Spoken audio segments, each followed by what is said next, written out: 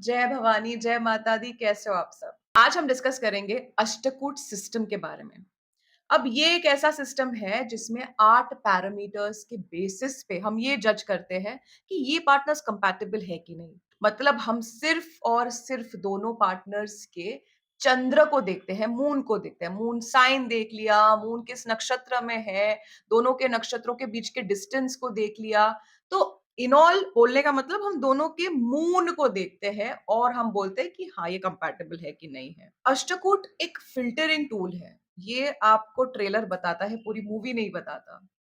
और जब आप इंडिविजुअली चार्ट्स को एनालाइज़ करते हो, तो आप दोनों के बीच की कंपैटिबिलिटी को और अच्छे से समझ सकते। सबसे पहला पैरामीटर जो है वर्ण है। वर्ण मतलब हमारा कास्ट सिस्टम नहीं।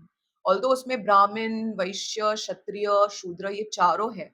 बट हर एक इंडिविजुअल जो है इसमें से एक वर्ण को बिलॉन्ग करता है। ये आपकी कुंडली एनालिसिस से हमें पता चलता है। तो ब्राह्मण वर्ण के जो लोग होते हैं, ऐसा कहा जाता है कि ये थोड़े नॉलेज ड्रिवन होते हैं।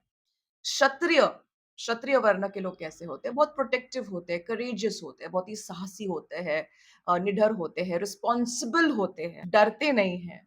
वैश्य, जो कमर्शियल कम्युनिटी को दर्शाता है, जो हमारे ट्रेडर्स हैं, जो बेसिकली लेने-देने का काम करते हैं, commercial transactions, right? People who are business minded.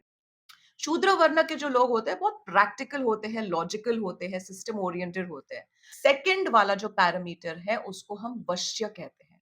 वश्य is basically to understand the dominance level. कौन किसी को कंट्रोल करेगा, who is going to control who is going to be more dominating in the partnership. लड़का dominating होगा कि लड़की dominating. 5 जो वश्य है इससे हमें समझ में आता है कि कौन ज्यादा डोमिनेट करेगा। समझने की बात है। अगर हम मानव की बात करें तो whoever belongs to मानव वश्य, ऐसे लोग जो है बहुत ज्यादा लॉजिकल होंगे, एनालिटिकल होंगे, रैशनल होंगे, है ना, निगोशिएट करेंगे लाइफ में। अगर कोई चतुष्पद है, एनिमल टाइप का है, तो वो प्रोटेक्टिव होगा, पोजेसिव होगा, टेरिटोरियल होगा, अपने चीजों को लेके। अगर कोई जलचर वश्य का है, तो बहुत इमोशनल होगा। उसके लिए लॉजिक इतना इंपॉर्टेंट नहीं होगा। उसको बहकाना और भड़काना बहुत इजी होगा। अगर हम कीट की बात करें, कीट is more dominating. These are the insect types, right? Scorpio, so these are very very psychological, very very manipulative, but they're very secretive as well. So जो भी इस वश्य का बिलोंग करता है वो लोग ऐसे होते हैं। फिर अगर हम वंचर की बात करते हैं, सो दैट इज वाइल्ड। ये बहुत ही वाइल्ड टाइप का होगा, तो इस ये ऑब्वियसली किसी को डोमिनेट करने नहीं देगा। ये खुद ही बहुत ज्यादा डोमिनेटिंग, बहुत ही इंटेंस होगा। है तारा। तारा इज ए काइंड ऑफ ए, आप बोल सकते हो कि एक दूसरे के डेस्टिनी को देखने की कोशिश करते हैं कि डेस्टिनी इन हार्मनी है कि नहीं। कि बाबा मेरे शादी होने के बाद मेरा भाग्य उदय होने वाला है कि भाग्य अस्त होने वाला है। होता है ना कि शादी करने के बाद आप देखते हो आपके पेरेंट्स की डेथ हो गई, आपके फाइनेंशियल लॉसेस हो गए। तो एक दूसरी की डेस्टिनीज इन सिंक है कि नहीं, हम एक दूसरे मतलब are we lucky for each other अगर है। अब इसमें कुछ फेवरेबल ताराज है और इसमें कुछ अनफेवरेबल ताराज है। फेवरेबल तारा आपके संपत्त हो गए, शिमा, साधका, मित्र, अति मित्र। ओके। अनफेवरेबल जो है दैट इज विपत्त, प्रत्यरी और नैधना। ओके। तो जो गुड तारा है, अगर गुड ताराज है, जो फेवरेबल ताराज है, उससे क्या होता है, अपॉर्चुनिटीज बढ़ने लगती है। आप देखोगे ना, ग्रोथ हो रहा है लाइफ में, सब कुछ बहुत अच्छा अच्छा हो रहा है। वहीं पे जहाँ पे अनफेवरेबल ताराज आ गए, तो वहां पे आप देखोगे एकदम से ऑब्स्टिकल्स हो गए, एकदम से जॉब चला गया, एकदम से फाइनेंशियल लॉसेस हो गए, एकदम से पेरेंट्स चले गए। It's a sudden downfall. आता है योनि। योनि is nothing but a sexual compatibility, एक रॉ अट्रैक्शन जो है किसी के साथ कैसा है। अभी ये प्योरली एनिमल बेसिस है, ठीक है? Elephant, lion, sheep, dog, snake, ऐसे मिला के बहुत सारे एनिमल्स हैं। तो आप what animal are you will determine the compatibility with your partner. फिर आता है हमारा ग्रह मैत्री। ग्रह मैत्री इज नथिंग, मून साइंस को देखा जाता है, उनके लॉर्ड्स को देखा जाता है। और क्या वो लॉर्ड्स एनिमीज है कि फ्रेंड? एग्जाम्पल, मान लो एक पार्टनर का मून कैंसर में है। कैंसर को रूल कौन करता है? चंद्र करते हैं, मून करते हैं। और जो लड़का है उसका मून है जेमिनी में, जिसको रूल करता है मर्क्यूरी। तो हम देखेंगे कि मून और मर्क्यूरी जो है दोनों फ्रेंड्स है कि एनिमीज है। तो एस्ट्रोलॉजी में एक कॉन्सेप्ट है प्लैनेटरी फ्रेंडशिप्स का। Like Venus and sun are considered to be enemies, right? तो वैसे ही अगर ग्रह, मून साइंस के जो लॉर्ड्स हैं, if they are friends then हम बोलते हैं बहुत अच्छी फ्रेंडशिप है। और फ्रेंडशिप हर एक चीज को ओवरपावर कर देता है। मतलब अब तक हम लोग ने जो भी देखा है ना, योनि कहो आप, तारा कहो, ये सारी चीजों को ओवरपावर कर देता है अगर फ्रेंडशिप स्ट्रांग है। ठीक, फिर आते हैं हमारे 6th पैरामीटर पे, जिसको 6 पॉइंट्स मिलते हैं, गण। गण तो आपने सुना ही होगा, मनुष्य गण, राक्षस गण, देवगण, है ना? अब जो देवगण वाले लोग हैं वो बहुत ही इमोशनली सॉफ्ट होते हैं। They are very very, they are not revengeful और दे डोंट होल्ड ग्रजेस। वो बहुत जल्दी फॉरगिव कर देते हैं, right? That is how a Devgan is. मनुष्यगण की बात करें तो अगेन उसको सब कुछ ब्लैक एंड व्हाइट में चाहिए, लॉजिकल है, इमोशनल शायद ना हो, डिपेंड्स, बहुत सारी दूसरी चीजें भी देखनी पड़ेंगी, बट लॉजिकल है, ज्यादा रैशनल है लाइफ में।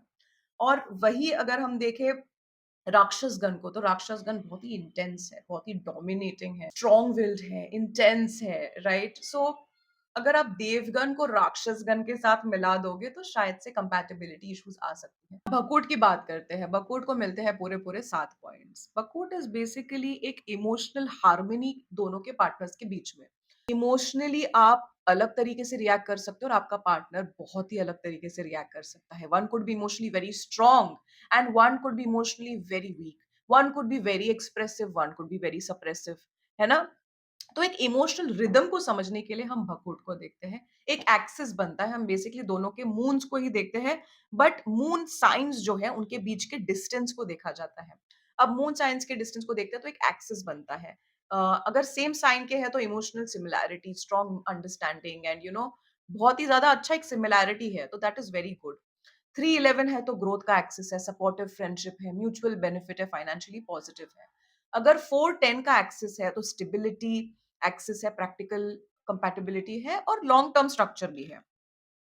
अब चैलेंजिंग भकूट ये होता है जब वो 212 का एक्सेस आ जाए, जो लॉस और सैक्रिफाइस, एक जन जो बहुत ज्यादा सैक्रिफाइस कर रहा है और या फिर एक जन बहुत ही ज्यादा इमोशनल है और दूसरा जो है बहुत ज्यादा लॉजिकल है। बट वही है, अगर दोनों ही इमोशनली मैच्योर्ड है, दोनों ही अगर इमोशनली मैच्योर्ड होते हैं, तो मैंने देखा है कि ये रियली डजंट मैटर। ओके, ये वाला एक्सेस जो है 212, फिर एक 6-8 का भी है, शादश शादीस्टिक is conflict and transformation act. यहाँ पे ईगो क्लैशेस हो रहे हैं, हेल्थ स्ट्रेस हो रहा है, सस्पिशन है, इमोशनल ट्रिगर्स है।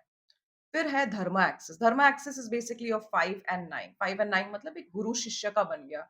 तो एक पर्सन बहुत ज्यादा ज्ञान दे रहा है और एक पर्सन जो है सिर्फ सीख रहा है। तो कहीं ना कहीं वहां पे भी एक बैलेंस हो रहा है, बिकॉज एक पार्टनरशिप जो है वो इक्वल होना जरूरी है। एक अगर खुद को बहुत ज्यादा विद्वान समझ रहा है और बहुत ही ज्यादा वाइज समझ रहा है और बोल रहा है कि तुम सीखो मुझसे, तुम मत सिखाओ, मैं ही सिखाऊंगा, तो वो नहीं चलेगा, राइट? गुरु शिष्य is something that is beautiful between the teacher and a student, but not between the husband and the wife, right? दोनों को morally, दोनों के ideologies में clash हो रहा है, दोनों ही morally खुद को correct समझ रहे हैं। अगर इसमें अगर दोनों के ideologies ही different हो गए तो फिर बहुत बड़ा प्रॉब्लम हो जाएगा, है ना? So this is how Bhakoot is calculate.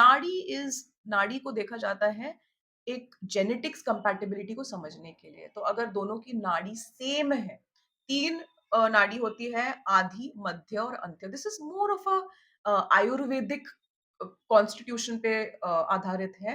जैसे पित्त है, कफ हो गया, वात हो गया, है ना? तो जो वात के लोग हैं वो लोग बहुत, इट्स अ एयर एलिमेंट, तो बहुत ज्यादा सोचते हैं, बहुत ज्यादा ओवर थिंकिंग हो रही है ना?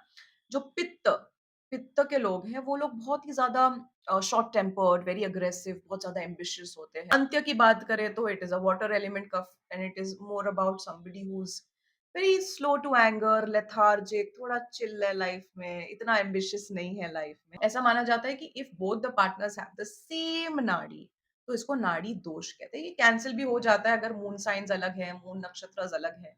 तो बहुत ही सिंपल सा कॉन्सेप्ट है, इट्स लिटिल सब्जेक्टिव।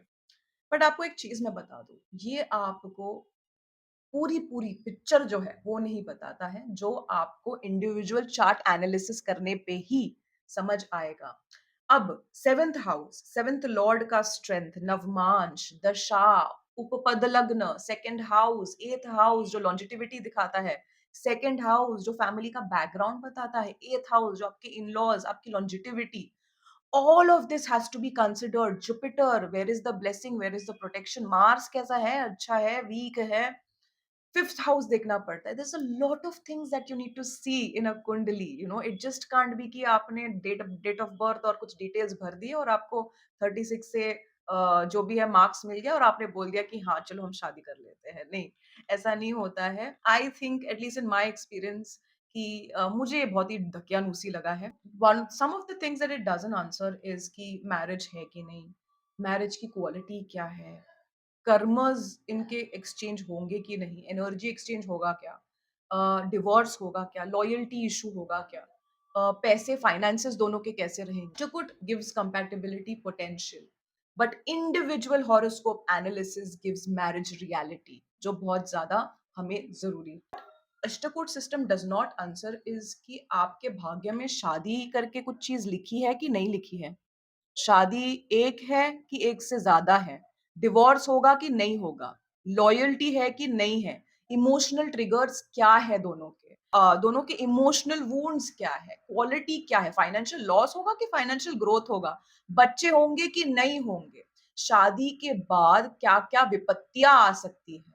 ये सारी जो चीज़ें हैं, ये सब एक इंडिविजुअल चार्ट एनालिसिस करने के बाद ही आप समझ सकते हो। अष्टकूट में भी क्विक कंपैटिबिलिटी पोटेंशियल समझने के लिए अच्छा है, बट जब तक आप इंडिविजुअली चार्ट्स को नहीं देखते, आप कभी भी पार्टनर्स के बीच के कंपैटिबिलिटी को कंप्लीटली जज नहीं कर सकते। इसी के साथ खत्म करते हैं हमारा ये वाला अष्टकूट वाला वीडियो।